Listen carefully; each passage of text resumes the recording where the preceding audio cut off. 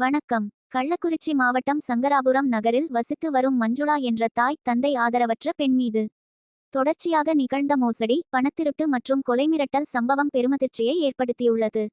13 வயதிலிருந்தே கேரளாவில் வீட்டு வேலை செய்த மஞ்சுளா சம்பாதித்த பணத்தை முதலாளிகள் அவரின் வங்கிக் கணக்கில் சேமித்து வைத்திருந்தனர்.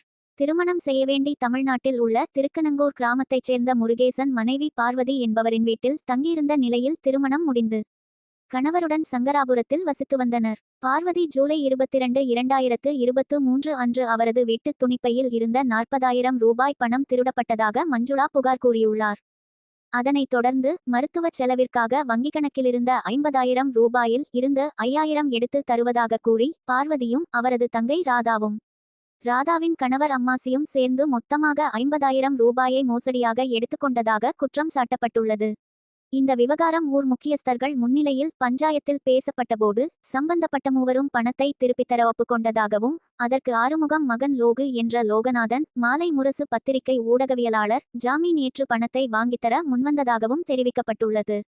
ஆனால் பின்னர் மஞ்சுளா பணத்தை கேட்டபோது லோகநாதன் அநாகரிகமாக திட்டி கொலை மிரட்டல் விடுத்ததாகவும் மஞ்சுளா புகாரளித்துள்ளார். இதையடுத்து சங்கராபுரம் காவல் நிலையத்தில் ஆகஸ்ட் 7, 2025 அன்று மூவர் மீதும் லோகநாதன் மீதும் 3 பிரிவுகளில் வழக்கு பதிவு செய்யப்பட்டுள்ளது.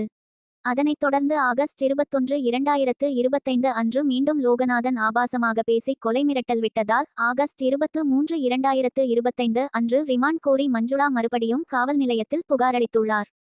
ஆனால் லோகநாதன் போலீஸ் என்னை ஒன்னும் செய்ய முடியாது என்று கூறிக்கொண்டு தெனாவட்டாக சுதந்திரமாக சுற்றித் திரிகிறார் என்பதும் மஞ்சுளா தரப்பின் குற்றச்சாட்டு.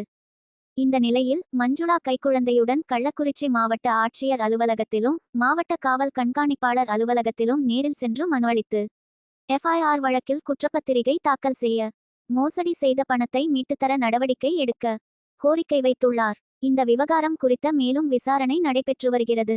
கள்ளக்குறிச்சி மாவட்ட செய்தியாளர் துரைமுருகன்.